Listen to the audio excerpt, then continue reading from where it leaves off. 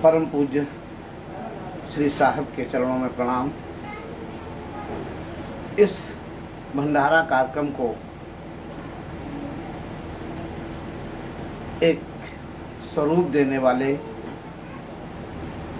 संत श्री ब्रह्मानंद जी श्रीवास्तव, आदरणीय राधा भाभी जी, आपके चरणों में प्रणाम। सभी सत्संगी भाइयों एवं बहनों, परम पूज्य साहिब जी,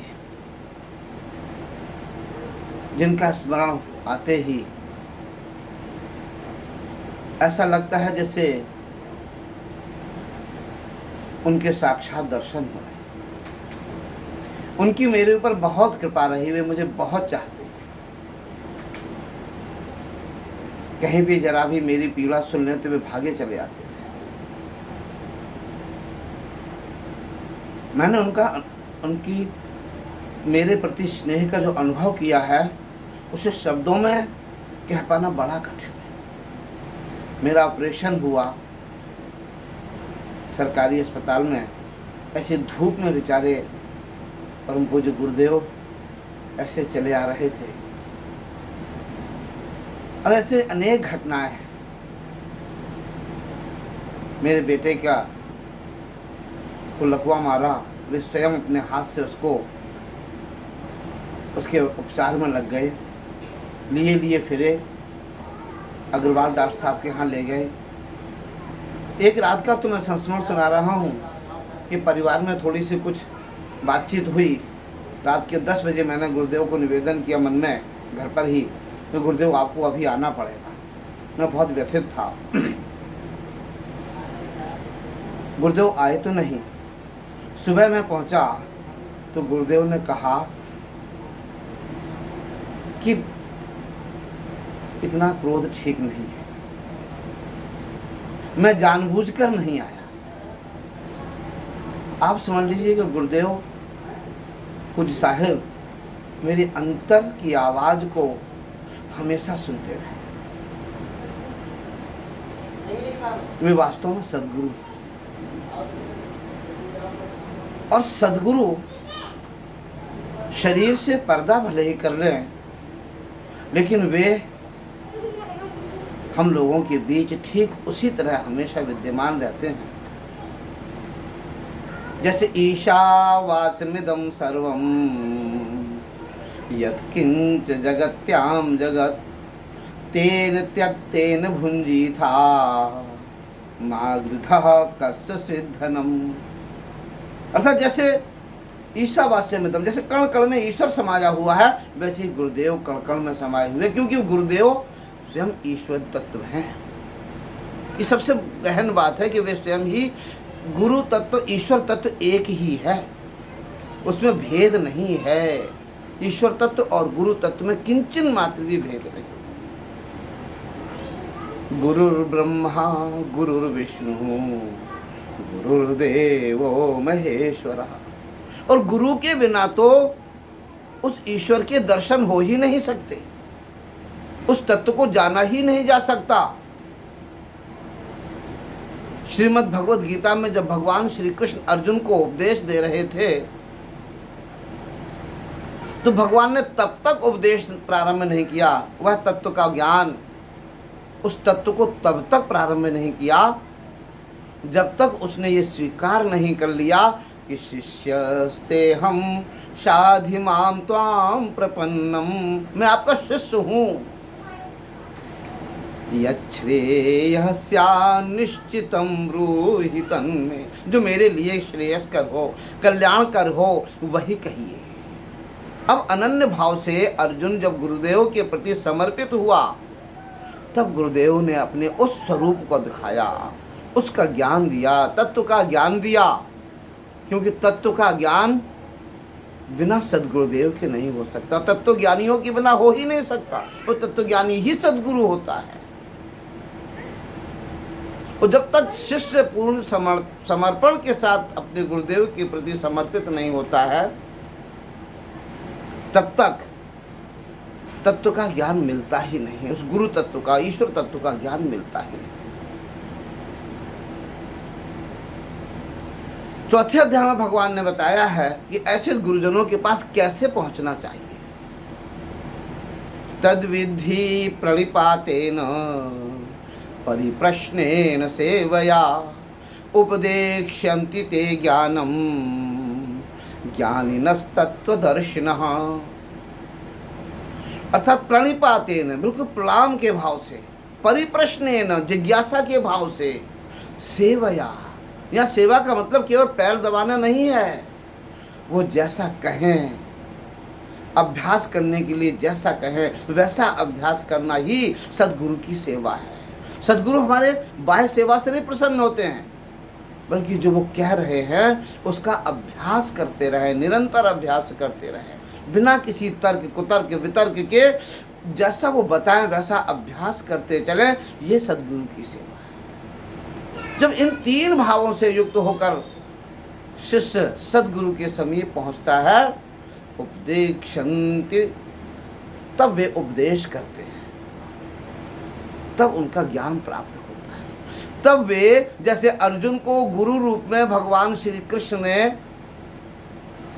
दिव्य चक्षु प्रदान किए थे, वो कहा भी था कि तुम मेरे उस स्वरूप को तब तक प्राप्त नहीं कर सकते हो न तुमाम शक्य से द्रष्टुम अनेनैव स्वचक्षुषा। तुम इन चर्म चक्षुओं से, सांसारिक दृष्टि से, बाह्य दृष्टि से मेरे उस तत्व को नहीं जान सकते हो, नहीं देख सकते हो, मेरे स्वरूप को नहीं देख सकते हो, जब तक दिव्यम ददामि ते चक्षुः पश्य मे योगमैश्वरम, मैं तुम्हें दिव्य दृष्टि प्रदान करता हूँ, तब तुम मेरे उस स्वरूप को देख सकते हो, दर्शन कर सकते हो, मेरे विराट स्वरूप के। गुरु का स्वरूप ही वही विराट स्वरूप है, क्योंकि गुरु और ईश्वर एक है। ऐसे ही मेरे सद्गुरु साहिब ईश्वर स्वरूप ही है, वो आज भी विद्यमान है, वो हमारे अंदर, आपके अंदर सतत विद्यमान रहते हैं। बस केवल उनको अनुभव करने की आवश्यकता है, उनको अंदर देखने की आवश्यकता है। यही तो अभ्यास है। और अभ्यास क्या है? उनके हैपन का अनुभव करना, यही साधना है, यही अभ्यास है। हम हैपन का, उनके हैपन का अभ्यास नहीं करते। हम उन्हें शरीर में देखने का प्रयास करते हैं, हम उन्हें चित्रों में देखने का प्रयास करते हैं। हमारे अंदर स्थित हैं, कण कण में व्याप्त हैं। हम उनके उस हैपन का, कण कण में व्याप्त होने का, अंदर स्थित होने का अनुभव नहीं कर पा रहे। जिस दिन ये अनुभव हो जाता है, मैंने अनुभव किया है कि श्री ब्रह्मानंद जी भाई साहब में ये स्थिति आ गई है।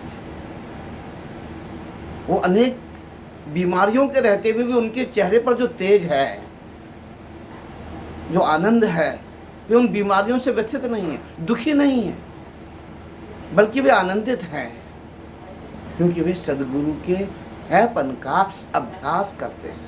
और अभ्यास हो चुका है, वो सिद्ध हो चुका है उनको।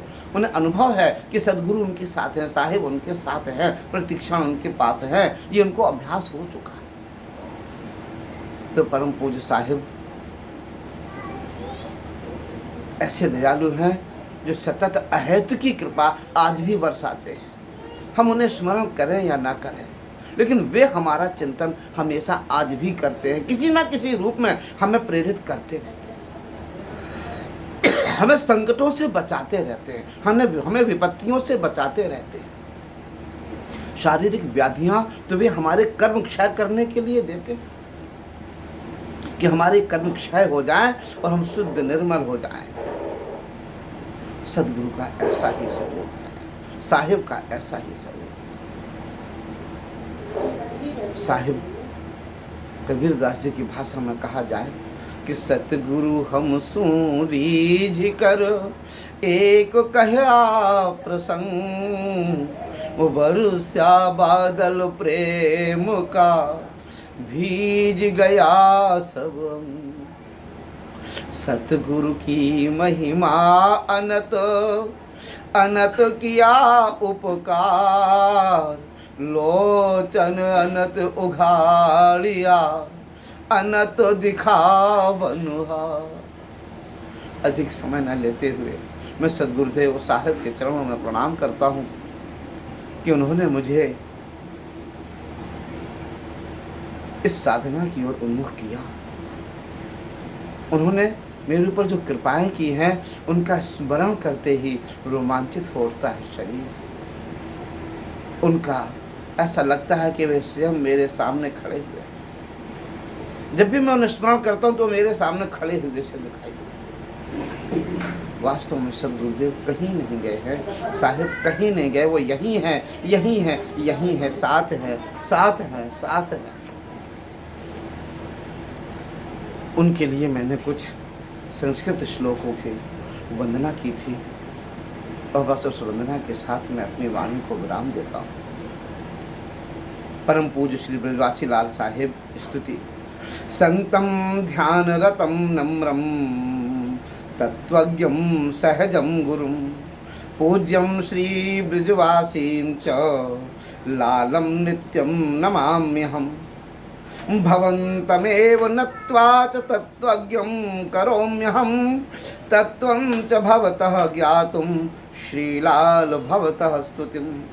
शरीरे मे प्रतिलोमेषु वाण्यां बुद्ध्यां च नेत्रयोः गुरो मे श्रीलाल, गुरो श्रीलाल मे चित्ते वसतु हृदये भवान्। विचारेषु च भावेषु क्रियाकर्मसु मे गुरो ममेष्ट देव श्रीलाल वासश्च भवतः भवेत्। ध्याने च चिन्तने नित्यं पूजायामर्चने गुरो सर्वावस्थासु श्रीलाल वासश्च भवतः भवेत्। हर्षे शोके सुखे दुःखे पतनोत्थानयो गुरो ममेष्ट देव श्रीलाल वासश्च भवतः भवेत्। भवन्तं यातुमिच्छामि तत्त्वं च भवतः गुरो भवतः पादसेवां श्रीलाल चानन्य भावया। पश्यन् स्वपन् स्वशन् चैव तिष्ठन् खादन् पिबन् गुरो मां भवानेव श्रीलाल नान्योऽपि पुरतः भवेत्। नानश्यता च तु कर्तृत्वं गुरो श्रीलाल मे भवान् भोक्तृत्वं कामना सर्वा त्वयि लीनो भवाम्यहम्। प्रणमामि चिरं पूज्यं श्रीलाल तव पादयो भक्तिं ज्ञानं च वैराग्यं देहि मे शरणागति। पठेद्वा शृणुयाद् भक्त्या श्रीलालस्य स्तुतिं तु यः जन्म मृत्यु भयान् मुक्त्वा सयाति सद्गुरु कृपा। ओम तत्सदिति श्री कलियुगेस्मिन् मानव कल्याणाय सविता विवेकानंद विरचिता परम पूज्य श्री ब्रजवासी लाल स्तुति संपूर्णम। हरि ओम श्री सद्गुरुदेवाय नमः।